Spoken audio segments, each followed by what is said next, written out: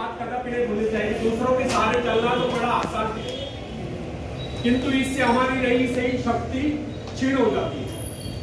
मस्तिष्क और योग्यता, इनका जितना उपयोग किया जाएगा ये उतने बढ़ेंगे, इनका उतना ही विकास होगा। एक विडंबना है कि अपने आप कुछ करने की बात तो जैसे ही लोगों के मन में आते हैं, कुछ लोग अपने आप एक ही काम करते रहते हैं और वह है अपने बदनसीबियों का रोना रोना या दूसरों के आश्रय पर उनके गुणगान करना। ऐसे लोग जिन्हें सदा दूसरों के बल पर विश्वास होता है, वे केवल पिछलकों की संज्ञा पात्र और निंदा के पात्र बने रहते हैं। ऐसे लोग अपने आंतरिक शक्तियों का भी लाभ नहीं उठा पाते। यह न समझना आप यदि जन्मजात नेता नहीं है तो ऐसे ही हो। जन्मजात कौन क्या होता है? कोई महान नहीं होता, कोई वैज्ञानिक नहीं होता है, बल्कि एक अबोध बालक जन्म के बाद अपने में ऐसी शक्ति पैदा करता है जिसके सहारे वो अपने व्यक्तित्व की एक अलग पहचान बना लेता है। इतिहास में ऐसे बहुत से लोग हुए जिनमें नेतृत्व करने की योग्यता नहीं थी, फिर भी वे अपने प्रयत्नों से और अपने परिश्रम से अपनी योग्यताओं का विकास करके महान नेता बने। नेता वही होता है जो किसी पर निर्भर न हो, जिसमें नेतृत्व करने की क्षमता हो, जो दूसरों के विचारों का सहारा लेना आवश्यक न समझता, उसमें स्वयं सोचने और अपने कार्यक्रमों को स्वयं निर्धारित या कार्यान्वित करने की क्षमता होती। लोगों की संख्या बढ़ाकर भीड़ के बीच में चलना तो कोई बड़ी बात नहीं। बड़ी बात तो यह है कि लोगों के दिलों में अपना स्थान बनाया जाए, चाहे लोगों की संख्या कितनी कम क्यों न हो। ऐसे लोग वही होते हैं जो आत्म विकास करके शक्तिशाली हो चुके हैं। ऐसे लोग अपने भाग्य को बदल देते हैं, अपने साथ साथ दूसरों का भी भाग्य बदल देते हैं। फ्रेंड्स, आज के युग की विडंबना यह है कि हर कोई किसी न किसी का सहारा ढूंढता नजर आता है। किसी को अपने धन का सहारा लेना पड़ता है तो किसी को अपने मित्र का, कुछ तो अपने वंश पर ही खुले नहीं समझते। ऐसे तो बहुत कम लोग होते जिन्हें अपने ऊपर पूरा विश्वास हो। दूसरों की शक्ति पर जीने वालों का एक मनोविज्ञान यह भी होता है कि ऐसे लोग सदैव किसी न किसी को दोषी ठहराकर अपना पक्ष बचाने के अवसर ढूंढा करते हैं। वास्तविकता यह है, इस प्रकार की आदत कायर प्रकृति की परिचायक है। आत्मनिर्भर बने, आत्मनिर्भर बनने की आदत डाली। आदत कारण उस समय होता है जब एक बच्चे को उसका पिता कोई विशेष कार्य करने को कहता है तब वो संतुष्ट नहीं होता, लेकिन जब वो अपने ढंग से उसी कार्य को करता है और उसे पूरा करने के लिए संघर्ष कर विजय प्राप्त करता है तो उसके चेहरे पर खुशियों की लहरें थिरकती नजर आती है। इस प्रकार की विजय की भावना उस बालक को शक्तिशाली बनने का एहसास दिलाती है। फ्रेंड्स, स्कूल की शिक्षा या कॉलेज की शिक्षा केवल व्यक्ति की व्यवहार कुशलता और योग्यताओं की वृद्धि नहीं करती, यह तो व्यक्ति के हाथ में औजार थमा देती है। इस औजार का सही इस्तेमाल करना आदमी को स्वयं ही सीखना पड़ता है। हेनरी वार्ड बीचर अपने समय के एक महान विचार अपने बारे में कथा सुनाया करता था। जब मैं बच्चा था तब मुझे किसी तरह से आत्मविश्वास की शिक्षा दी गई। मुझे ब्लैक बोर्ड के पास भेजा जाता, मुझ में शंका और संदेह होने का रोग था। मेरे टीचर मुझे बार बार कहते इस पाठ का अवश्य पढ़ लेना। उनके स्वर में काफी क्रोध हुआ करता था। उनका यही कहना था कि हमें केवल प्रश्नों के उत्तर चाहिए। यद्यपि उन शिक्षकों का यह व्यवहार कठोर ही प्रतीत होता, किंतु इतने सारे बच्चों को सीधी राह पर लाने के लिए उनका यह व्यवहार उचित ही था। और इस व्यवहार का ही नतीजा था कि 1 मास से भी कम समय विद इन ए मंथ मैं उन सभी सवालों के जवाब निकलने लगा जो मुझे सबसे कठिन लगता था। एक दिन मुझे ब्लैक बोर्ड पर एक सवाल हल करने को कहा गया। जैसे मैंने सवाल हल किया, टीचर बड़े कठोर अंदाज में बोले बिल्कुल गलत। अब मेरे पश्चात उन्होंने किसी दूसरे छात्र को बुलाकर उसी सवाल को हल करने को कहा। उसने उसी तरीके से सवाल को हल किया जिस तरीके से मैंने किया था। मेरा उसका जवाब एक था। फिर टीचर उसकी पीठ थपथपाकर बोले, शाबाश, तू तो इस सवाल को हल करने में सफल हो गया। अब मुझसे रहा न गया, मैंने तुरंत ही खड़े होकर पूछा, सर यदि इसका और मेरा जवाब एक है, सुलझाने का तरीका एक है, फिर आपने मुझे डांट कर गलत क्यों कहा? तब टीचर बोले, यह बात तूने पहले क्यों नहीं कही जब मैंने तुझे गलत कहा? फ्रेंड्स, केवल पाठ को याद करने से कोई मतलब नहीं।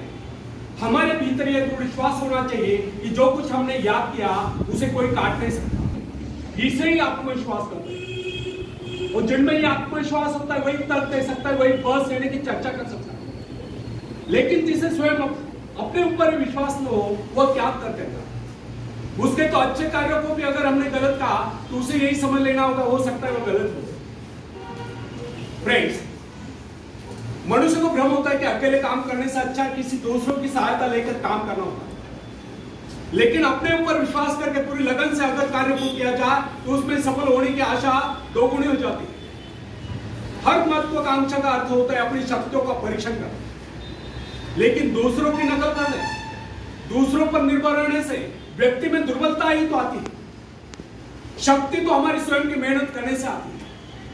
अखाड़े के पास बैठकर हम अपने शरीर को शक्तिशाली नहीं बना सकते, या दूरदर्शन पर एक्सरसाइज प्रोग्राम देखकर हम अपने शरीर को तंदुरुस्त नहीं बना सकते। इसके लिए हमें स्वयं ही व्यायाम करना होगा, स्वयं ही एक्सरसाइज करनी होगी। फ्रेंड्स, यदि आप जीवन में सफलता चाहते हैं तो इसके लिए आपको स्वयं ही प्रयास करना होगा, स्वयं ही उस रास्ते पर चलना होगा जो आपको उन्नति को ले जाता है। और वह रास्ता है आत्मविश्वास का। अपनी शक्ति को पहचान कर आप सफलता प्राप्त कर सकते हैं, या अपनी योग्यताओं को पहचान कर आप सफलता प्राप्त कर सकते हैं। मगर यदि आप ये सोचते हो कि संसार में कोई दूसरा व्यक्ति काम करे और सफलता हमें प्राप्त हो, तो ऐसे कैसे हो सकता है? जो लोग बच्चों को इस प्रकार जीवन क्षेत्र में उतरना चाहते हैं कि वे बिना किसी संघर्ष के, बिना कोई कष्ट उठाए आगे बढ़े, तो वे उनकी राह में कांटे बिछाते हैं। संतान को ऐसा बनाना कि वह किसी भी प्रकार के संघर्ष का सामना करने में अयोग्य हो, तो इसका सीधा अर्थ यह हुआ कि वे लोग अपनी संतान का भविष्य शुरू से बिगाड़ रहे हैं। संतान को सुख और ऐश के झूले में झुलाने वाले माँ बाप संतान के सबसे बड़े दुश्मन होते हैं। दूसरों की तो छोड़ो, वे उसे स्वयं को पहचानने की जहमत या स्वयं को पहचानने के कष्ट भी उठाने नहीं देते। बच्चों को भी समझना चाहिए, स्वर्ग जाने के इच्छुक को स्वयं ही मरना पड़ता है। स्वर्ग वही जाएगा जो मरेगा, दूसरा कोई नहीं जा सकता। इसी प्रकार जीवन का सच्चा आनंद वही पाएगा जो अपनी आत्मा की शक्ति को पहुंचाने। फ्रेंड्स, यदि आप किसी कार्य में कामयाबी चाहते हो तो उसके पीछे अपनी पूरी शक्ति लगा देना। नवयुवकों का या नवयुवकों का स्वभाव ही होता है सहना, सीखना, अनुसरण करना। लेकिन अगर उनके अभिभावकों द्वारा या माँ बाप के द्वारा बचपन से ही सारे इशारा देकर उन्हें जीवन संघर्ष के लिए हतोत्साहित किया गया हो, निराश किया गया हो, तो इसका परिणाम यह निकलता है कि वे अकेले चलना भूल जाते। उनकी हालत पैसा के ऊपर चलने वाली हो जाती है।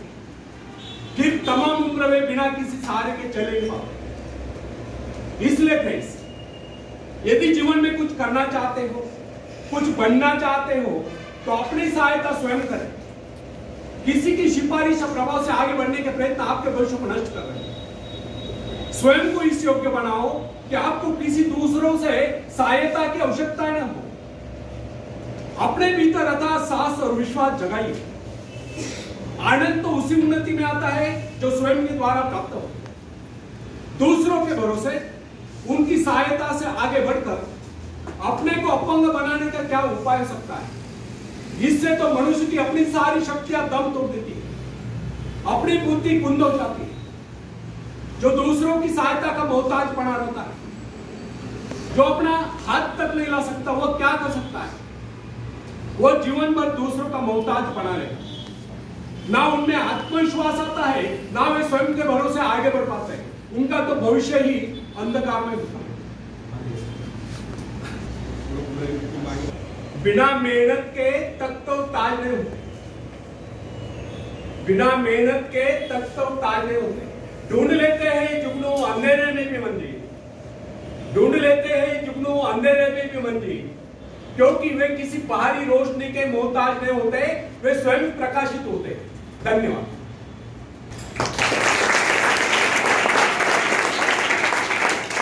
तो फ्रेंड्स, एक व्यक्ति है जिसके शरीर में स्वच्छ रक्त संचार हो रहा है, जिसके चौड़े कंधे हैं, सुंदर मजबूत 2 हाथ है, जिसका वजन भी अच्छा है, जो सभी अंगों से युक्त तथा शरीर से चुस्त मस्त है, ऐसा व्यक्ति अगर दूसरों से सहायता मांगता है तो आप उसे क्या कहेंगे, उसके बारे में क्या सोचेंगे? अवश्य वह सर्वांग संपन्न होकर भी अपंग कहलाएगा। आप ऐसे अपंग मत बनिए, आप सामर्थ्यवान बनकर दिखाइए, आप ऐसे बनकर दिखाए कि लोग आपसे सहायता पाने की चेष्टा करें। क्या आपको पता है कि आप जिन लोगों को जानते हैं उनमें बहुत से ऐसे हैं जिन्हें किसी दूसरों से सहायता की प्रतीक्षा है। सही बात तो यह है कि उनमें से बहुत से लोगों को इस बात का भी पता नहीं कि उन्हें जो सहायता चाहिए वो कहां से मिलने वाली है। फिर भी वे इंतजार करते और सोचते रहते कि बस अब उनका काम बनने वाला है, उन्नति के द्वार खुलने वाले, कोई उनकी मदद के लिए आएगा और उनके सारे कष्ट दूर हो जाए। क्या ऐसा संभव है? वास्तव में कोई किसी की सहायता करता है? ऐसे सोचने वालों ने अपने गिरेबान में झांक कर देखना चाहिए, क्या उन्होंने किसी दूसरों की कितनी सहायता की, उन्होंने आज तक किसकी कितनी मदद की है? क्या कोई ऐसा व्यक्ति है जो कहे कि उन्होंने उसे सहायता की थी इसलिए वह आज उन्नति की चोटी पर है? फ्रेंड्स, यदि आपने या उन्होंने किसी दूसरों की सहायता नहीं की तो फिर किसी दूसरों से सहायता की प्रतीक्षा क्यों? ऐसे लोग केवल अपने भूल के कारण ही आगे बढ़ने से रुक जाते हैं। हर इंसान को चाहिए कि वह केवल अपने सहारे आगे बढ़े, लौटने के रास्ते से मुंह फेर कर बिना किसी के सहारे आगे बढ़ता चाहिए। आत्मनिर्भरता से तो मनुष्य की शक्तियां विराट रूप धारण करके प्रकट होती है। आत्मविश्वास इस सफलता की नींव है। इसी आत्मविश्वास के सहारे हम दूसरों की सहायता करने में सफल हो सकते हैं। फ्रेंड्स, एक बहुत बड़े प्रबंधक एडमिनिस्ट्रेटर का कहना है, मैं अपने बेटे को ऐसी कंपनी में नियुक्त करना चाहता हूं जहां उसे कठिनाइयों का सामना करना पड़े, क्योंकि इससे उसकी सहन शक्ति और कुशलता विकसित हो। यदि मैं उसे अपने कंपनी में रखूंगा तो मेरे भरोसे बैठा रहेगा, हर निर्णय के लिए वो मेरा मुंह ताकता रहेगा और उसमें ठहरे हुए पानी की तरह सड़ांग उत्पन्न होगी। आप सभी जानते हैं कि ठहरे हुए पानी पर मच्छर गुनगुनाते हैं तो बहते हुए पानी पर राजस तैरते हैं। कितने सुंदर विचार थे उस व्यक्ति। अगर हम माँ बाप अपने पुत्र या पौत्री के लिए इस प्रकार के उच्च विचार रखते हैं तो वे अवश्य उनके भाग्य विधाता बन जाएंगे। जो माँ बाप अपने बेटों या बेटियों को अधिक लाड प्यार से बिगाड़ देते हैं कि बच्चा जब चाहे स्कूल जाए, जब चाहे छुट्टी कर ले, जब चाहे कॉलेज जाए, जब चाहे छुट्टी कर ले, जब चाहे काम पर जाए, जब चाहे छुट्टी कर ले, तो ऐसे बच्चे भविष्य में कुछ नहीं कर पाते, उनका तो भविष्य नष्ट होता है। फ्रेंड्स, अपनी शक्ति पर स्वयं भरोसा करना पड़ता है। अपने कार्य स्वयं करने वाले सफल होते हैं। इसी से मानव के चरित्र का निर्माण होता है। जिन बच्चों को यह पता हो जाता है कि वे अपने माँ बाप के सहारे जीवित रह सकते हैं, वे अपने बल पर कोई भी कार्य समर्थ होकर भी कर नहीं पाते, वे वैसी कोशिश भी नहीं करते, जबकि उन्हें समझना चाहिए कि माँ बाप तो सदा के लिए उनके आश्रयदाता नहीं बन पाएंगे। एक दिन तो ऐसा ही आने वाला है जब उन्हें अलग अलग जीवन बिताना ही पड़े। तब ऐसे लोगों को भयंकर मुश्किलों का सामना करना पड़ता है। इसलिए फ्रेंड्स, यदि आरंभ से अपने कार्य स्वयं करने की आदत डाली जाए तो यह आदत आपके भविष्य के लिए बहुत ही लाभकारी सिद्ध होगी। जब चाहे शक्ति के सहारे आप जमीन पर पांव टिकाकर आगे बढ़ सकते हैं। सफल वही होता है जो अपनी शक्ति पर भरोसा करता है। अपने काम स्वयं करने वाले सफल होते हैं। दूसरों के सहारे आगे बढ़ने वाले अक्सर भौर में फंस जाया करते हैं। फ्रेंड्स, जिस नाव की पतवार आपके हाथ में है वह नाव आपको पार करा दे, इस बात की क्या गारंटी? आपका जीवन तो उसके हाथ में है जिसके हाथ में नाव की पतवार हो। वह चाहे तो आपको डुबो दे, चाहे पार करा दे। फ्रेंड्स, जब नदी में बाढ़ आती है तब जो साहसी है, जिसे अपनी शक्तियों पर पूरा विश्वास है, वह तो तय कर उस पार चला जाएगा। लेकिन जो डरपोक और कायल है वह तो बीच मझधार में डूबकर अपनी जान दे देगा।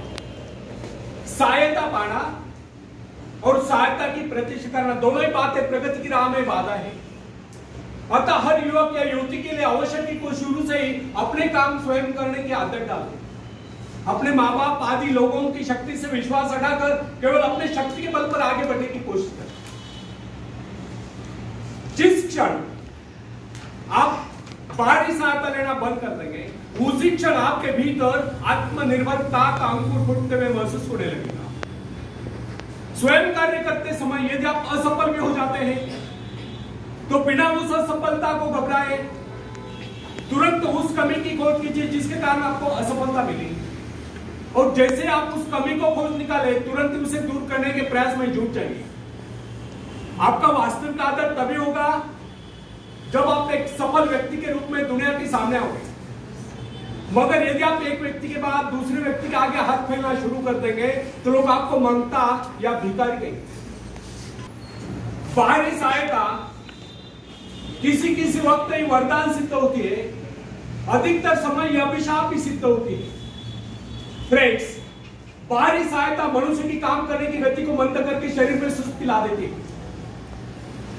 आप ऐसे लोगों से मैत्री कीजिए जो आपको जीवन में आगे बढ़ने की प्रेरणा दें।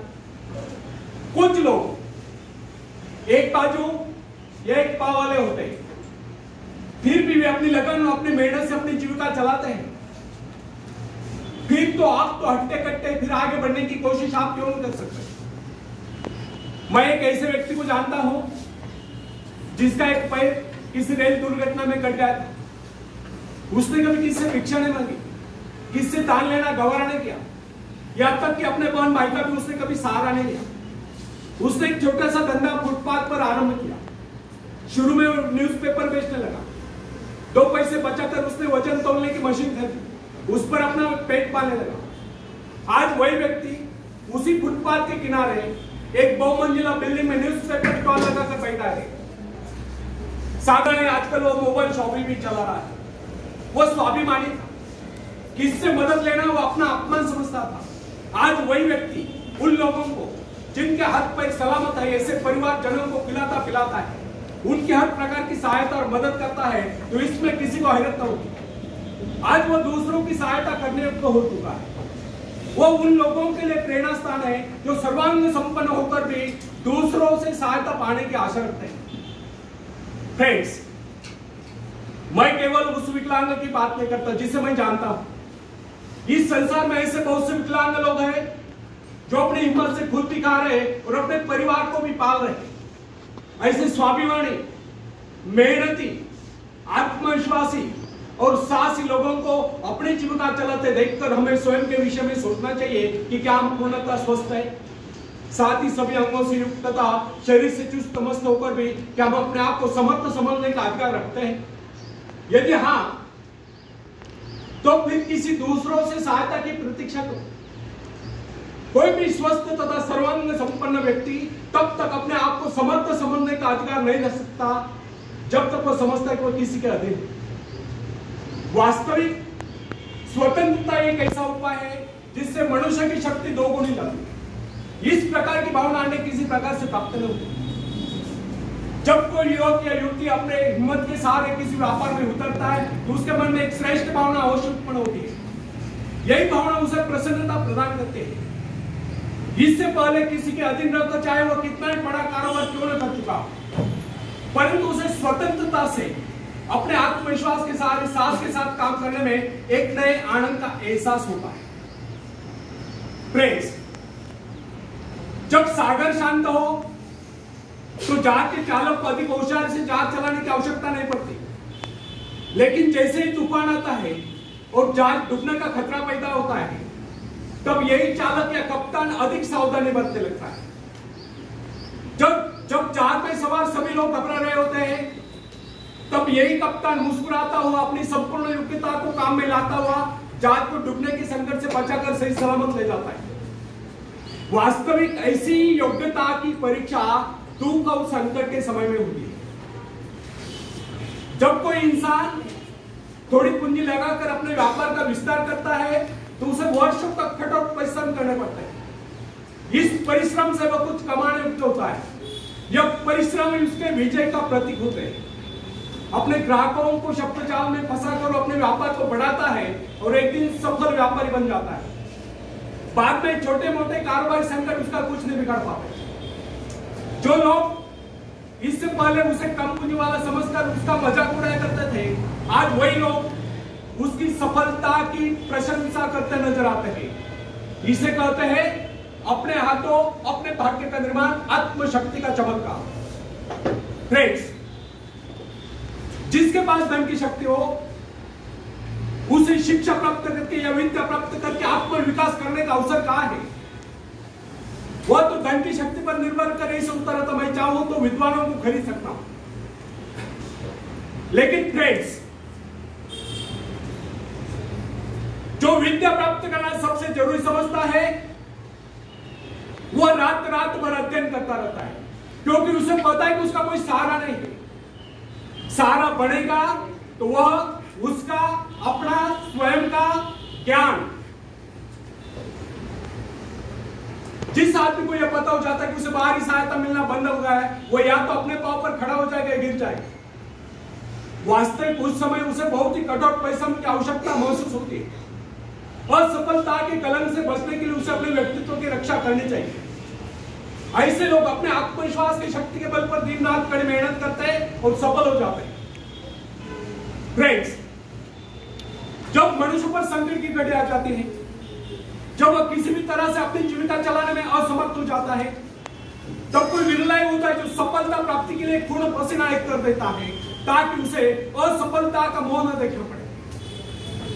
संकट काल में तो मनुष्य की बुद्धि का पता चलता है। कई बार ऐसे अवसर पर ऐसी सफलता मिलती है जिसकी मनुष्य ने सपने में भी आशा नहीं की। वह स्वयं सोचने लगता है कि मुझे इतनी सफलता कैसे मिली। वास्तविक ऐसी शक्ति हर इंसान के भीतर छुपी होती है, परंतु वह उसे पहचान नहीं पाता है।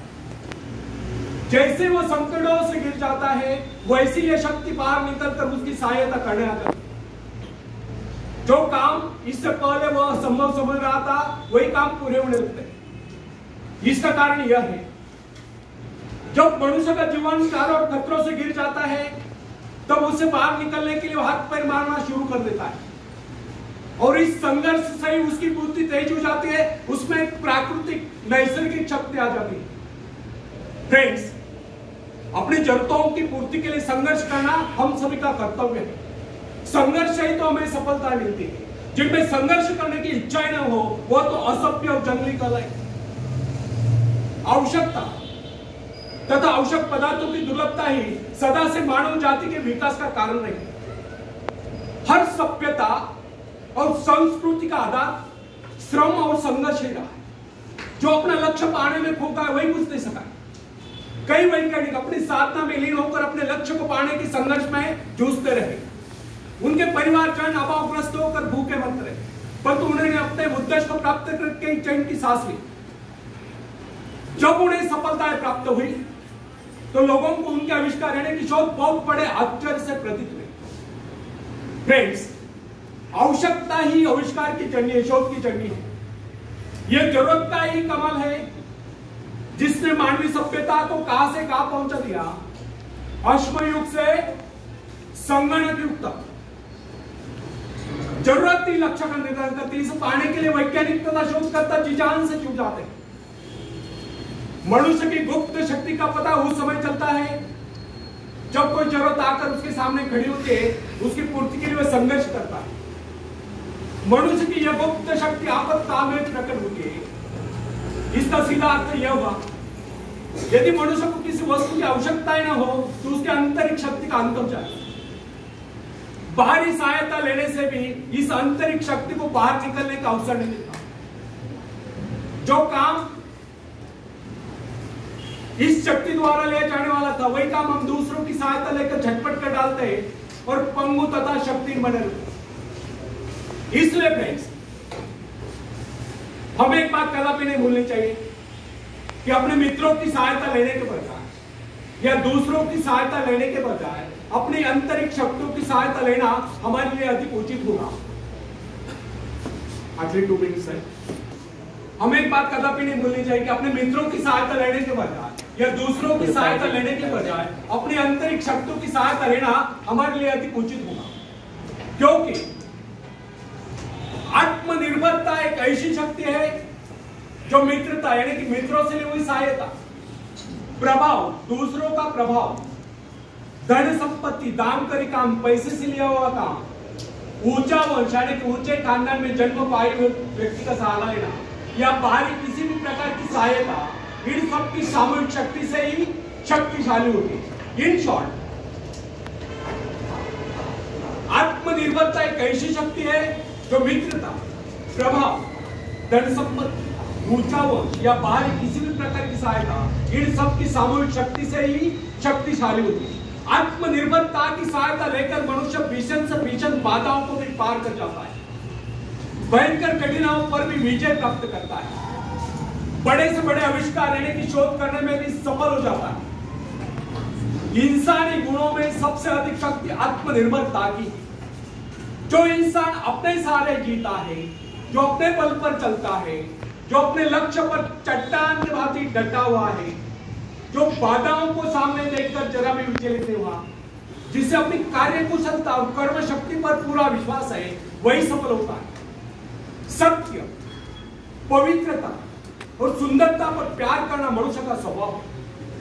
जो व्यक्ति मौलिक विचारों के बल पर जीता है, जिसके कुछ सिद्धांत है जिन पर वह आरूढ़ रहता है, जो अपने वसूलों पर दृढ़ता से कायम है, लोग उसे आश्चर्य से देखते हैं, उसके अनुयायी यानी कि शिष्य बनने का प्रयत्न करते हैं, क्योंकि लोगों की दृष्टि में वो महान। फ्रेंड्स, यदि आप भी महान बनना चाहते हो तो अपनी शक्तियों को पहचानो। ईश्वर ने जो शक्ति आपको प्रदान की है वो आपके भीतर छुपी हुई है, उसे जगाकर बाहर लाओ। यदि आप उसे जगाने में सफल हो गए तो सफलताएं आपके कदमों तले होगी और आप कामयाबी के शिखर पर होंगे। आखिरी में हरिवंश राय बच्चन जी की कविता मैं पेश करता हूं, आप भी मुझे साथ देंगे। लहरों से डरकर नौका पार नहीं होती, कोशिश करने वालों की कभी हार नहीं होती, कोशिश करने वालों की कभी हार नहीं होती। नन्ही चींटी जब दाना लेकर चलती है, चढ़ती दीवारों पर 100 बार फिसलती है। नन्ही चींटी जब दाना लेकर चलती है, चढ़ती दीवारों पर 100 बार फिसलती है। मन का विश्वास रगों में सांस भरता है, चढ़कर गिरना गिरकर चढ़ना न करता है। आखिर उसकी मेहनत बेकार नहीं होती, कोशिश करने वालों की कभी हार नहीं होती, कोशिश करने वालों की कभी हार नहीं होती। डुबकियां सिंधु में गोताखोर लगाता है, डुबकियां सिंधु में गोताखोर लगाता है, जा जाकर खाली हाथ लौट कर आता है। मिलते नहीं सोची मोती गहरे पानी में, मिलते नहीं सोची मोती गहरे पानी में, मुट्ठी उसकी खाली हर बार नहीं होती, कोशिश करने वालों की कभी हार नहीं होती, कोशिश करने वालों की कभी हार नहीं होती। आखिरी पद आप सबके लिए बहुत इंपॉर्टेंट है, पूरे ध्यान से सुनो। असफलता एक चुनौती है, असफलता एक चुनौती है, इसे स्वीकार करो। क्या कमी रह गई देखो और सुधार करो। जब तक न सफल हो, नींद चैन को त्यागो तुम, संघर्ष का मैदान छोड़कर मत भागो तुम। कुछ किए बगैर ही जय जयकार नहीं होती, कोशिश करने वालों की कभी हार नहीं होती, कोशिश करने वालों की कभी हार नहीं होती। धन्यवाद।